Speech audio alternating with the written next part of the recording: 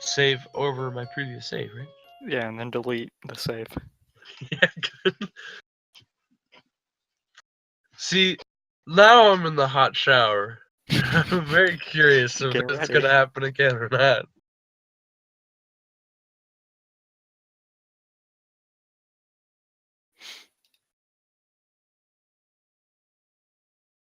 I wake up and take a hot shower. Nah, never mind. That's disappointing. Yeah. I was hoping for another Kenji thing. Those are fun. Those make me happy.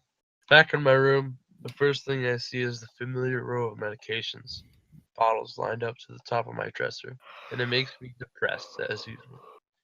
It's annoying. I thought I was okay. I thought I had made my peace with this thing, gotten over it.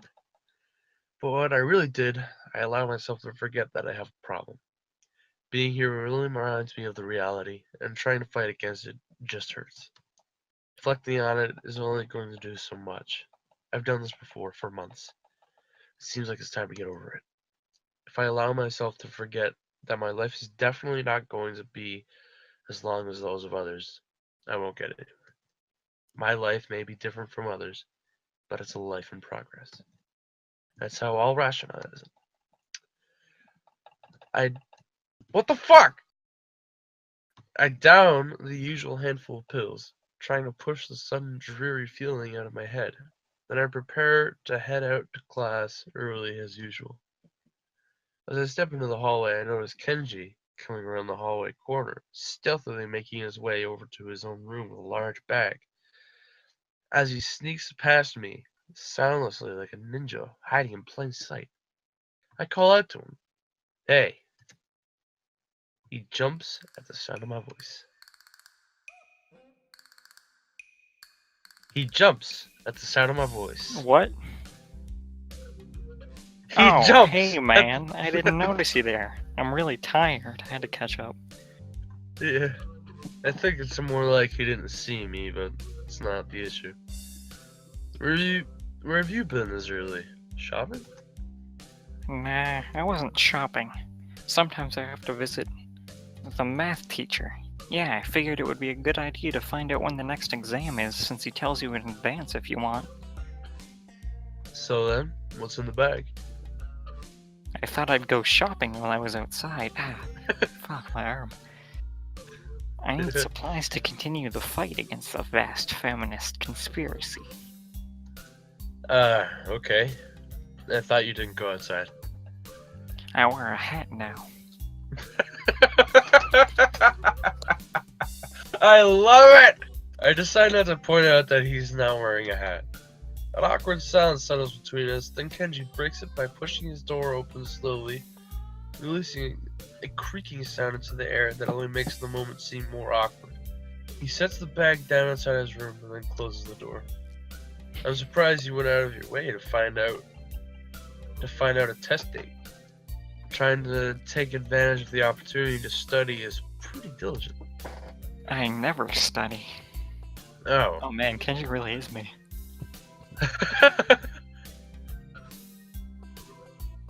Oh. Well, I just wanted to know when the next text day was. I'm still going to take it, duh. I need to know so I know what day I can't afford to skip class. He usually sends out updates on that crap by phone, so I had to step out and check up on it. and why do you have to go out when you can get it on your phone? I don't carry a phone. What do you mean you don't carry a phone? You mean you just leave it at home? Nah, I don't use phones. I don't have a phone. I have no phone. Why don't you have a phone? How can you not have a phone? No phone at all? No phone? It's the worst conversation. I just don't like phones. Actually, I'm kind of scared of them. I don't know why. I think it's some kind of repressed trauma. But basically, when I hear a phone, I get nervous. It's my darkest secret. I have two theories on it. Either I have some fear of receiving some undefined, ominous, life-altering doom call, or I was beaten with a phone in the past. Beaten so badly I can't remember it. Beaten in the head. Well, where else could I get beaten with a phone that would make me unable to remember it? The ass? Unexpectedly logical. I feel very depressed now. Me Says too. You mean like this? if you send me phone porn. God damn it. It is That's phone what the new porn. melee weapons. What? No, it's not. That's It pretty is. Yeah, it is. funny. Unexpectedly logical. I feel very depressed now. Sensing the conversation is more or less over, Kenji opens the door again and prepares to head inside. Yeah, I'm going to sleep, dude. Have a good one. Class is going to start in like 20 minutes. I already did something today. Too tired to go back to school. Hey, you need some lip balm? Accidentally bought 2 because I thought the store had started selling individual AA batteries. Thanks, but no thanks. Whatever, man. He swiftly enters his lair, finally letting me go to the class. For a change, I'm not among the first ones to come to the morning class. Instead, almost everyone else seems to be here already. I recognize most of my class by their faces now, though the names escape me still. Hey, my mother called me an hour ago. Sorry, Mom, I'm busy reading about disabled girls. Look, this class goes on. Yeah. The class goes on lazily. I think I'm starting to get into the rhythm of the school. With my luck, I'd probably actually tell her I'm reading a disabled girl porn game. And then she'd go on a tangent about how video games are horrible. Yeah, she hates video games, dude. Good. She's that kind of mother. I have even stopped worrying about taking notes and being overtly attentive. The first day, I was pretty high strung in class. Muto finishes his lecture about electricity early, but continues without a pause about the festival. So, as you know, the festival is on the day after tomorrow. I hope everyone's projects are going to be successful this year. Have a good time, but also come to Sunday. Please keep the meaning of this festival in your minds. Games and fried food, says that bitch Misha. Everyone bursts out laughing, and so do I. Yes, thank you, Mikado. But what? Fuck! Hate that! But what I meant was more the... But the remainder of his sentence is buried beneath the ring of the lunch bells, and everyone starts packing their things. Muto deliberately... I really shoot my dick! Deliberates for a moment, but since almost nobody seems to pay attention anymore, he gives up and sits down. It's crowded in the hallway. As crowded as hallways in the school probably get. Most of the students seem to be heading for the cafeteria. I don't know, man. These white silhouettes seem too normal for me. Too many limbs. Hisao! Ramsey! I'm gonna make you a one-time only super extra special offer. Amy's home made lunch boxes and the privilege of enjoying them in private with 2 bombshell beauties. Overly flirtatious sales pitch echoes in the hallway, a remarkable feat since it's full of people. Amy strikes a very confident pose as an attempt to one-up her own ridiculous, puffing her very modest chest and making a V for victory sign with her hand. Sounds delicious. So what do I owe the honor of being invited? You stood there looking really lost and sad, so I thought you could use some company. And that's probably the most depressing reason imaginable. So how about it? You're probably really lonely and would eat that awful cafeteria food all alone otherwise. Yeah, I'm kidding. Sure, I'll have your lunch offer, with pleasure. Let's go to the roof. The roof? Why the roof? Time Because to that's jump. where- Here we go. On the count of 3, children. Because that's where we eat lunch. And if I don't get up there, she'll probably wander off, and then I just know she'll go hungry because she never packs a lunch for herself. Who will? Come with me. Without answering my question or wait for a response, she grabs me by the arm and drags me through the hallways. I attempt to make conversation on the way. Why do you have an extra lunch? Emmy smiles guiltily. Actually, it's yesterday's lunch. I slept in around at lunch and forgot to eat it.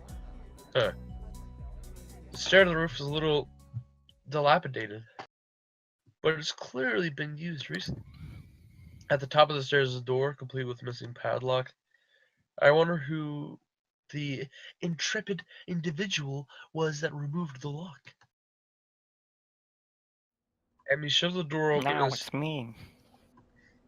No, Kenji, please. Emmy shoves the door open and steps beaming into the sunlight. Suddenly, a tall, dark stranger appears out of nowhere, standing imposingly in front of us. Emmy flinches back, almost falling down the stairs. Eek, hello. Hello. Yipes, you scared me. Rin? Wait, isn't she... Hello. Noticing that Rin is Why did she sound like a frog? She has no arms, obviously. Oh yeah, like a frog. Exactly. It's true, they don't. And, well, actually, What? do frogs have arms? If you look at a frog. Well, I mean, would you consider them as, like, feet? No. Well, You might be able to, but... Huh. Anyway, noticing that Rin is speaking to me, Emmy looks curiously at me. I understand. What? He's gonna BRB. Yeah. I can no, understand tell why me. these two are friends. She has no legs. She Yeah. has no arms. They both have no boobs. How does she schlick in doing things in the bathroom? No. Well, You two know each you other? gonna answer me? No. I look confusedly at Emmy. She's that friend of yours? Rin has turned her gaze towards a cloud drifting above the school. I didn't know you knew this person, Emmy. I didn't know you knew. The awkward silence lasts only a few seconds till Emmy lets out a tiny giggle, shrugging the coincidence off. I invited Ramsey for lunch. If you know her, she's paying her. Yeah, does this mean I don't get food, or did you invite him for lunch without the lunch? Neither. I have food for 3. Nice thinking. They walked to the other end of the roof while I stayed at the clock tower for a while. While I stay at the clock tower for a while, taking in the atmosphere. There's nobody else but us here. I guess the roof is not as popular as it is in other schools. A few run-down benches and tables are scattered around the edges, perhaps in an attempt to make the rooftop look less desolate. The small pebbles covering the roof rattle beneath our feet. I peek through the chain-link fence and take a look at the school grounds and beyond. Students are strolling in pairs and groups around the quadrangle in the cafeteria. A few delivery trucks are driving past the school towards the convenience store nearby. Somewhere, a watchdog barks at a passerby. Somehow, when I look towards the town center, the small town feel strikes me very strongly, almost palpably. The hectic lifestyle of big metropolises is so far away and foreign here. Nobody has to run and catch a bus like their life depends on it, or get their senses overloaded by the neon lights and traffic jams. I feel surprisingly optimistic about this new life of mine. Looking at my new hometown, even if it's going to be mine for only one short year. Finding out about my illness and having to move away from home all came so suddenly. I haven't had a lot of time to think about it until now. How I feel about now until now. What the heck now? Fuck, I skipped the thing. When I step out of the shadow of the clock tower to open, I feel warmth touching my back. The sun shines from a perfectly clear cerulean sky. I love that word. A cool breeze sweeping over the rooftop makes me shiver, but only briefly. The winds carry the scent of trees and flowers, not smog and car exhaust like it used to, just a few weeks ago. Emmy settles on a bench with Rin in tow, and produces one big and two small lunchboxes from her bag. Come on, Hizel. Ramsey? Not Hizel. Who's Hizel? Come on, Ramsey. What are you waiting for? She's beckoning me to join them, making room on the already small bench. Now I'm extra close to them. I seat myself on the corner of the bench to take as little space as possible. Yeah, those bombshell beauties. It's pretty cramped, but somehow all three of us fit on it. Impressive view, I say while looking at their chests. Emmy suppressed a giggle and places a lunchbox in front of Rin, and hands another lunchbox to me. Here you go. Lunch is lunch is promised. I'm very sorry. Homemade, no less. I'm impressed. I hate to be sick. Wow, this looks really good. Thanks. I made them myself when I can. I make them myself when I can. The conversation dies off as I set about the business of feeding myself. Thank you for your bites. So you can breathe?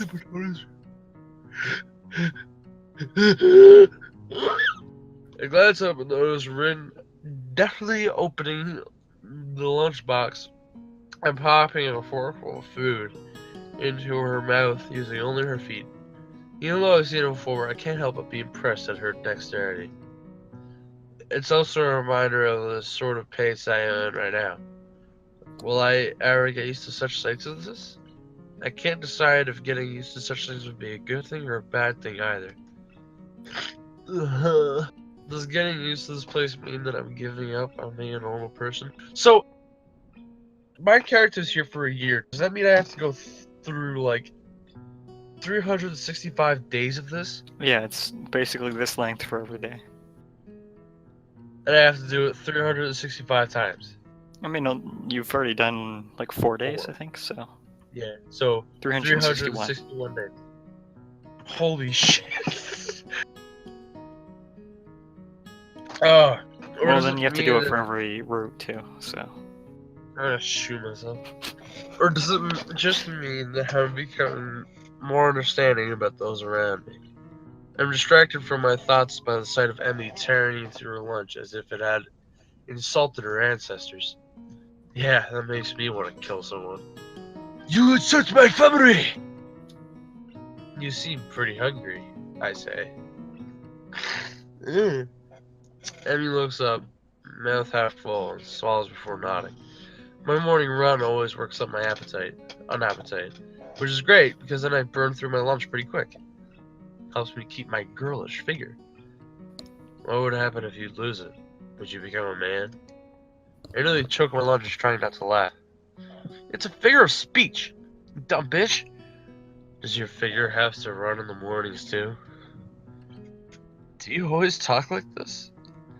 Talk like what? Like what?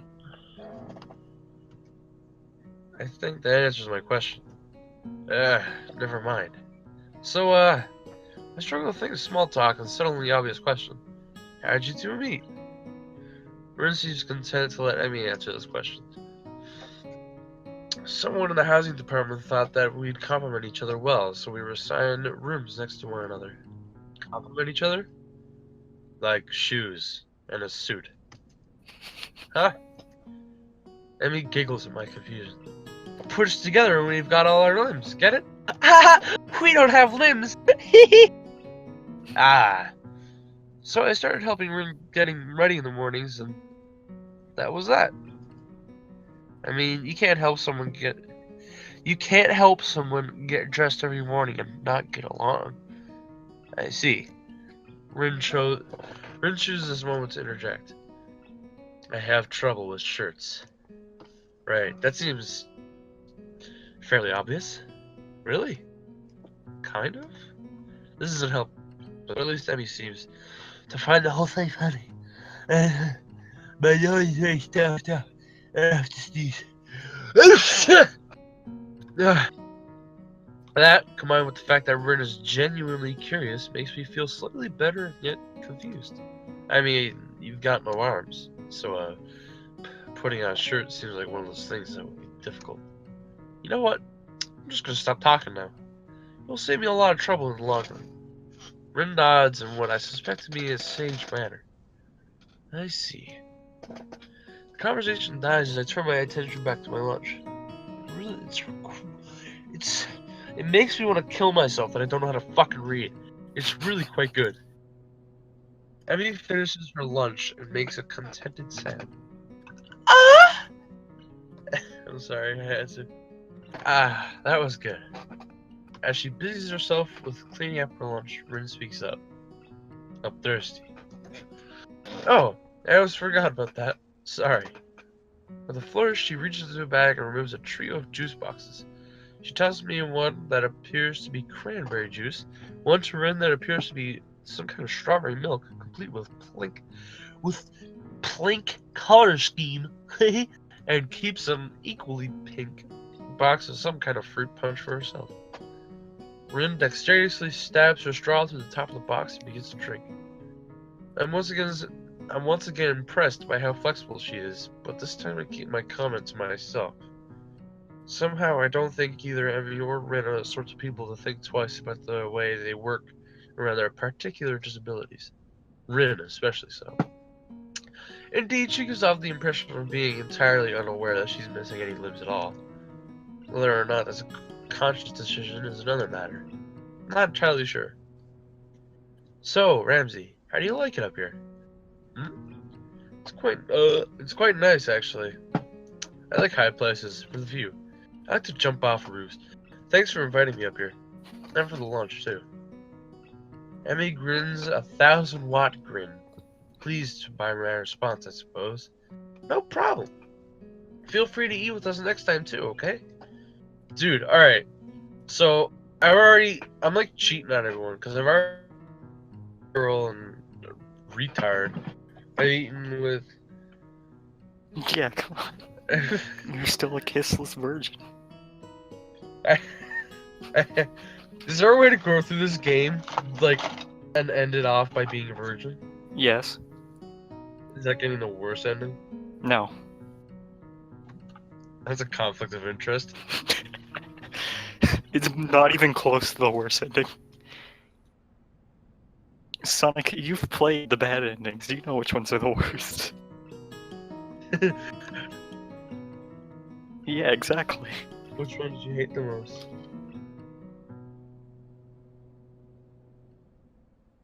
I want to at least have sex before the end of this. I mean, that's not going to be any fun unless I do. So, I mean, I won't make you a lunch, but you can bring your own up here. No lunch services? I don't know. Amy looks mock offended. Trying to take advantage of my good nature?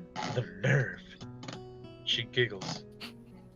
Well, if that's your answer, I guess Ren and I will just keep eating lunch all alone.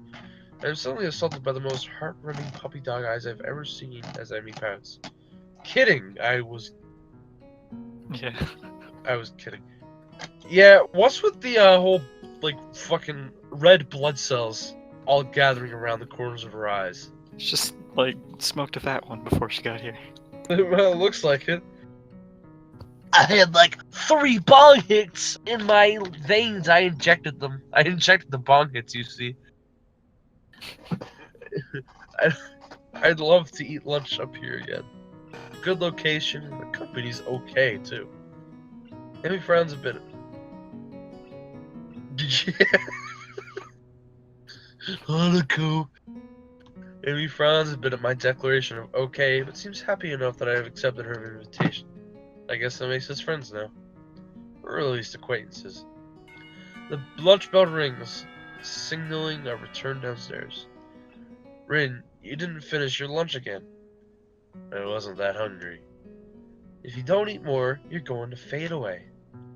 Rin shrugs, as if this is an acceptable risk. Come on, we'd better get going. 3 of us head down the stairs together. The afternoon classes classes passes. Once again, I find myself without a plan for something to do after school, so I head to the library to return a couple of books I finished reading.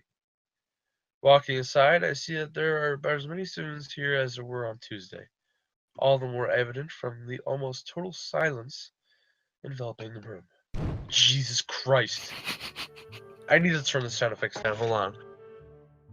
If I get jump scared like that again, I'm gonna punch this goddamn computer in the face. Yes, it is. Yes, it is. Depends on My the ending. volume levels all the way up. As I drop the books. You should see me playing a horror game, dude. I'm such a pussy. I'll download Five Nights at Freddy's one day. I'll play that. As I drop the books I'd borrow from into the return slots of the counter, Yuko suddenly pops up from behind, quite startled from the banging they make as they hit the trolley next to her. Sorry, Yuko. Didn't mean to startle you. No, that's fine. It happens a lot. I'm used to it by now. Can I help you? It's okay. I think I know where everything is. Thanks anyway.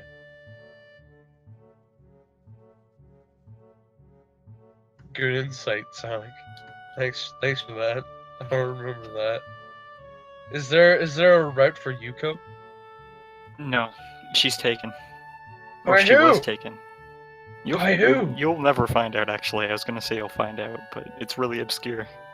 And probably not true. Or, well, it's actually probably true, but no one really, you can't tell. It's 100%. Muto. Is there No. a Muto storyline? No, I wish. It's even worse Okay. than what you're thinking. Is there a nurse storyline? I wish. You mean Katawa Shoujo 2? Oh, they cancelled it. I suppose I'll grab another book or two while I'm here. There's not much else to do, and after reading so much during my stay in the hospital, it's become a hard habit to break. I wandered down to the fiction section towards the library, scanning the bookshelves for anything that catches my eye. As I do, I look over the corner where Hanako had been where I was not really expecting anything to come of it. Surprisingly, though, she's there, absorbed completely in a fairly thick book. I decided against intruding on her like last time and get back to finding reading material. I did not decide against that. I want to go and kick her in the burnt face. After an indiscernible amount of time spent pursuing the aisles, I finally decide on a book of... No, it's fine. Wait, is this the hill we're gonna stand on? on the indiscriminable amount of time Spinette pursuing the Acels. I finally Easels. keyed on a couple of Boooks to get an what? And slide them off the sheath. With a minimum of fuss, I quickly walk over to the counter, check out my books, and pop them into my bag as I walk out.